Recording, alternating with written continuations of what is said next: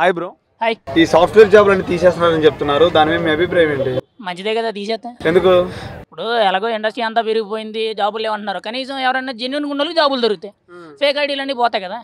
Fake ID కాదు కదా, genuine చేసే అంత సినిమా లేదు అక్కడ. ఇప్పుడు ఈరోజు సాఫ్ట్వేర్ ఇండస్ట్రీలో బ్యాక్ డోర్లు వెళ్ళే వాళ్ళే ఎక్కువ ఉన్నారని చెప్తున్నారు. లక్షల జీతాలు కట్టుకుని ఇవేవో చేస్తున్నారని చెప్తున్నారు. అలాంటి వాళ్ళు అందరూ పోతారు. జెన్యున్ గుండెలకు జాబులు దొరుకుతాయి. అది ఇప్పుడు కష్టపడినోడికి ఎప్పుడు పని దొరుకుద్ది అనే మాట ఉంది కదా. కష్టపడేవాడికి దొరుకుద్ది, చేతకానోడికి పోద్ది. దాంట్లో పెద్ద మ్యాటర్ ఏముంది?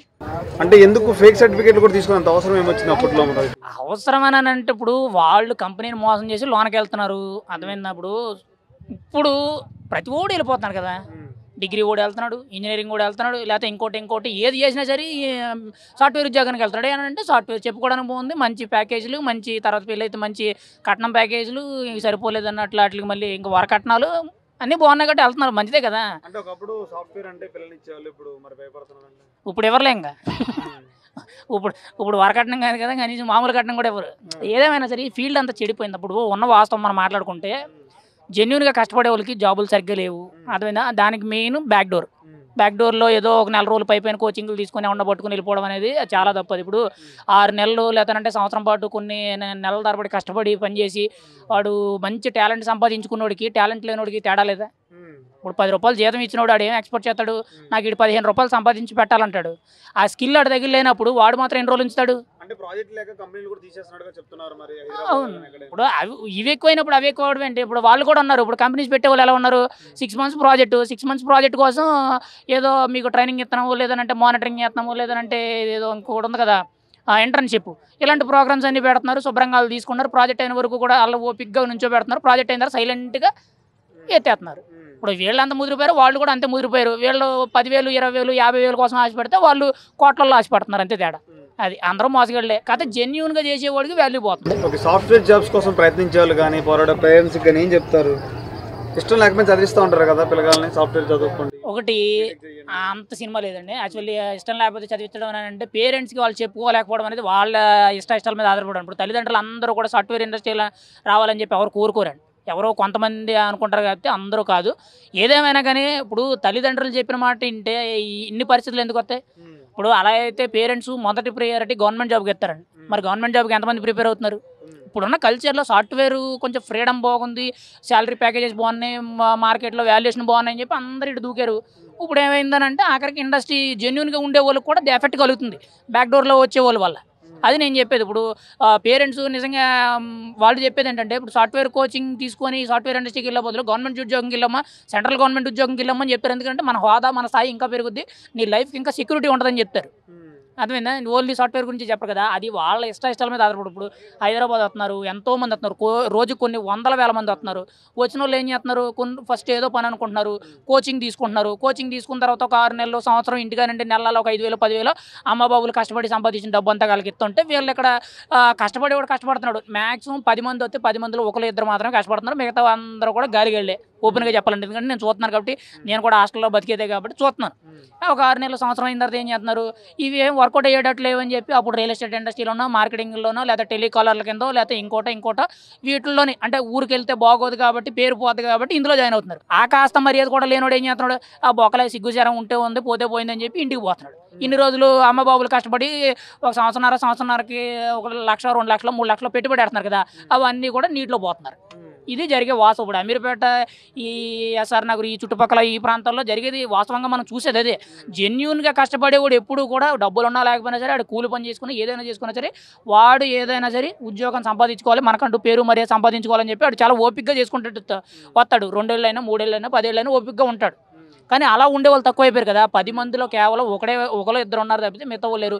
సాఫ్ట్వేర్ ఇండస్ట్రీ ఈరోజు వాల్యూ పడిపోవడం ఏంటంటే ప్రతి ఊడు వెళ్ళిపోతున్నాడు కదా. ఇప్పుడు ఇంజనీరింగ్ ఉంది, ఇంజనీరింగ్లో మామూలుగా నీకు సాఫ్ట్వేర్ కంటే ఎవరు వెళ్తారు? సిఎస్సి బ్రాంచ్ వాళ్ళు వెళ్తారు, సిఎస్సి కంప్యూటర్ బేస్డ్ మీద వెళ్తారు. కానీ ఇప్పుడు ఇంజనీరింగ్లో మెకానికల్ వాళ్ళు వెళ్తున్నారు, సివిల్ వాళ్ళు వెళ్తున్నారు, లేకపోతే వేరే బ్రాంచ్ వాళ్ళు కూడా వెళ్ళిపోతున్నారు. ఇంకా వాళ్ళు సరిపోలేదు అన్నట్టు ఇక్కడ అకౌంట్స్ చేసినోడు వెళ్ళిపోతున్నాడు, లేదంటే ఎంపీసీ చేసినోడు వెళ్ళిపోతున్నాడు, సైన్స్ వాడు వెళ్ళిపోతున్నాడు, ఫిజిక్స్ వాడు వెళ్ళిపోతున్నాడు, అంటే కెమిస్ట్రీ ఫిజిక్స్ కూడా చేసిన వాళ్ళు ఉంటారు కదంటే. వాళ్ళకి కొంతమంది అంటారు నాకు కెమిస్ట్రీ మీద మంచి ఇంట్రెస్ట్ ఉంది, ఫిజిక్స్ మీద మంచి ఇంట్రెస్ట్ ఉందని అంటారు. మరి అటువంటి వాళ్ళు కూడా సాఫ్ట్వేర్ ఇండస్ట్రీకి ఎందుకు వెళ్ళిపోతున్నారు? వాళ్ళ ఫీల్డ్లో వాళ్ళు ఎందుకు నిలదొక్కలేకపోతున్నారు?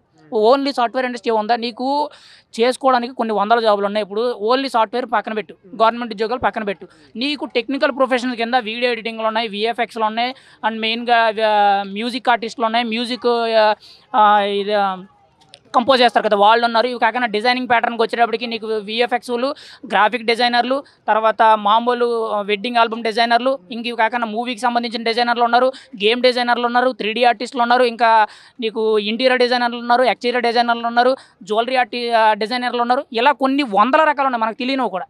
మరి ఆ కోర్సులు ఎవరు చేస్తలేదే? అంటే ప్రతి ఒక్కడికి కూడా సాఫ్ట్వేర్ అనేది ఒక ఎంట్రీ అయిపోయింది, ఈజీ ప్యాటర్న్ అయిపోయింది. ప్రతి ఒక్కడు కూడా ఇప్పుడు ఎవడో ఒకడు బ్యాక్ డోర్లో వెళ్ళాడు అనుకో, వాడికి ఒక పనికి మళ్ళీ సలహా ఇవ్వడం, ఇంటికోటి నుంచి ఎక్కడి నుంచో డబ్బులు దిగు. ఇప్పుడు మీకు ఎగ్జాంపుల్కి రీసెంట్గా మన తమిళ హీరోది ఒక సినిమా వచ్చింది చూసారా?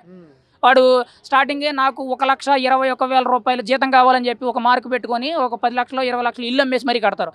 అటువంటి జోనర్లోకి దిగిపోతున్నారు. అంటే వాళ్ళు ఒక ఐడియాలజీ వస్తారు, ఫస్ట్ ఒక థాట్ నేను ఇది అవ్వాలనుకుని వస్తారు. కానీ ఇక్కడ ఉండే పరిస్థితులు, ఇక్కడ ఉండే మనుషులు వీళ్ళని వాళ్ళు ప్రభావితం అయిపోయి ఆఖరికి వాళ్ళ ఎయిమ్ ఏంటో వాళ్ళ గోల్ ఏంటో మర్చిపోయి వాళ్ళు ఆటోమేటిక్గా జోనర్ మారిపోతున్నారు. ఇప్పుడు నీకు చేసుకోవాలంటే ప్రతి ఇండస్ట్రీలో ప్రతి పనిలో కూలి పని చేసుకున్న వాళ్ళు కూడా సక్సెస్ఫుల్గా సంపాదించుకున్న వాళ్ళు బోల్డ్ మంది ఉన్నారు. కానీ సాఫ్ట్వేర్ ఇండస్ట్రీలో ఇంతమంది రావడం వల్ల ఇండస్ట్రీ పడిపోయింది. అది వీళ్ళు ఎంతమంది అయితే గొర్రెల మందులాగా ఇండస్ట్రీలోకి వస్తున్నారో వీళ్ళకి తగ్గట్టుగా కంపెనీ వాళ్ళు మోసం చేసి వీళ్ళని వేస్తున్నారు. ఇప్పుడు రీసెంట్గా మొన్న గచ్చిబౌలిలో ఒక కంపెనీ వచ్చింది, ఇంకా 200-300 మంది దగ్గర ఒక్కొక్కరి దగ్గర 1,00,000-2 లక్షలు కట్టించుకొని ఒకేసారి ఎత్తేసిందని తెలిసింది. 300 మంది 200 మంది దగ్గర అంటే దగ్గర ఒక 5-6 కోట్లు అవుతుంది కదా. ఆడు మహా పెడితే 1,00,00,000-1,50,000 పెడతాడు, ఒకేసారి 4-5 కోట్లు ఎత్తేసాడు, ఎక్కడికి వెళ్ళిపోయాడు. ఇప్పుడు ఏం చేస్తారు?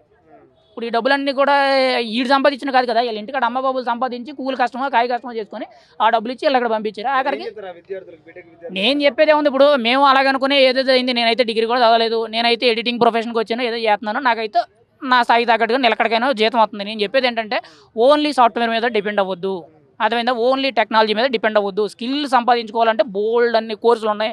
అమీర్పేట ఏదో ఇదేదో చెప్తారు కదా, మినీ అమెరికానో మినీ ఏదో సంథింగ్ ఏదో పేరు చెప్తారు, అక్కడ ఎన్ని కోర్సులు ఉన్నాయి చూడండి. ఈరోజు స్టాక్ మార్కెట్ ఉంది, స్టాక్ మార్కెట్ ఎందుకు పనికిరావు? నేర్చుకోవాలి. సాఫ్ట్వేర్ తప్పితే ఇంక వేరే నేర్చుకోవట్లేదు. స్టాక్ మార్కెట్లో ఉన్నాయి. ఇండియన్ స్టాక్ మార్కెట్లో ఎంతమంది ఇన్వెస్ట్ చేస్తున్నారండి? ఎవడో కూడా నాలెడ్జ్ సంపాదించుకోడు. గుడ్డ వచ్చి చేతిలో పడినట్టు ఎవడో చెప్తాడు, కాల్ చెప్తాడు అంటే అందులో పెడతారు, ఓ 1,00,000-2 లక్షలు పోగొట్టుకుంటారు. అంటే ఈజీ వేలో సంపాదించాలని ఒక మైండ్ సెట్ తప్పితే ఏమీ లేదండి. స్టాక్ మార్కెట్ ఉంది, దానికి సంబంధించిన కోర్సులు నేర్చుకోవచ్చు. ఇంటీరియర్ డిజైనింగ్లు, ఎక్స్టీరియర్ డిజైనింగ్లు, ఆర్కిటెక్చర్లు, జ్యువెలరీ డిజైన్లు, విఎఫ్ఎక్స్ ఆర్టిస్టులు, 3D ఆర్టిస్టులు, మ్యూజిక్ కంపోస్టులు, వీడియో ఎడిటింగ్, ఫిల్మ్ ఎడిటింగ్, ఇలాంటి కొన్ని వందల కోర్సులు ఉన్నాయి. ఇవన్నీ కూడా స్కిల్కి తగ్గట్టు వాళ్ళకి మంచి రెమ్యునరేషన్ వస్తున్నాయి. వాళ్ళు చేసే ప్రొఫెషన్ బట్టి కూడా వాళ్ళకి మంచి శాలరీస్ వస్తున్నాయి. కానీ కేవలం సాఫ్ట్వేర్ స్టార్టింగ్ జాయిన్ అయిపోగానే 30,000 జీతము, లేదంటే నాకు ఇంత ప్యాకేజీ, పెళ్లి చేసుకుంటే నాకు 50 లక్షల జీతం, ఈ మైండ్ సెట్ని మార్చుకోగలిగితే మంచిది. ముందు మీరు చదువుకునే చదువుకి ఇక్కడ మీరు చేసే జాబ్కి సంబంధం లేకుండా పనిచేస్తున్నారు, దాన్ని మార్చుకోగలిగితే మంచిది. ఇంకా అంతకుమించి మనం చెప్పదలసింది ఏం లేదు. ఒకవేళ చేసుకుంటాడనంటే కొంచెం జెన్యూన్గా వెళ్ళు.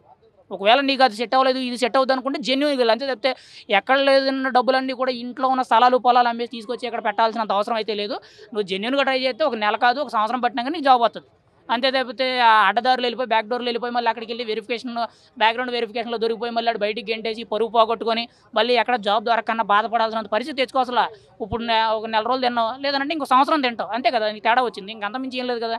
నేను చెప్పేది ఏంటంటే ముందు మీకు నచ్చిన ప్రొఫెషన్ ఏదైతే ఉందో దానికోసం పాకులాడండి. అది అవ్వదు, సక్సెస్ అవ్వదు అని చెప్పి ఏళ్ళ తరబడి నుంచి దానికోసం మీరు ఎంత కృషి చేసినా అవ్వలేదని అంటే అప్పుడు మీ తల్లిదండ్రులతో మీరు కూర్చోనో లేకపోతే మీకు కావాల్సిన వాళ్ళతో కూర్చొని మాట్లాడుకున్న తర్వాత బయటికి రండి. అంతే తప్పితే ప్రతి ఓడు సాఫ్ట్వేర్ ఇండస్ట్రీ అని అంటే ప్రతి ఓడు కోడింగ్. మళ్ళీ సాఫ్ట్వేర్ ఇండస్ట్రీలో కూడా మళ్ళీ ముఖ్యంగా ఏంటో తెలుసా, కోడింగ్ వాల్యూ, ఇంక వేరేది వాల్యూ లేదంట. టెస్టర్ కానీ ఇంకోటి వేరే ఉన్నాయి కదా సపరేట్ డిపార్ట్మెంట్స్, అవే పనికిరావంట. ఓన్లీ కోడింగ్ ఉన్నాడు వాల్యూ, కోడింగ్ ఉన్నాడు తోపు అని చెప్పి కొంతమంది మాట్లాడుకుంటూ కూడా నేను విన్నాను.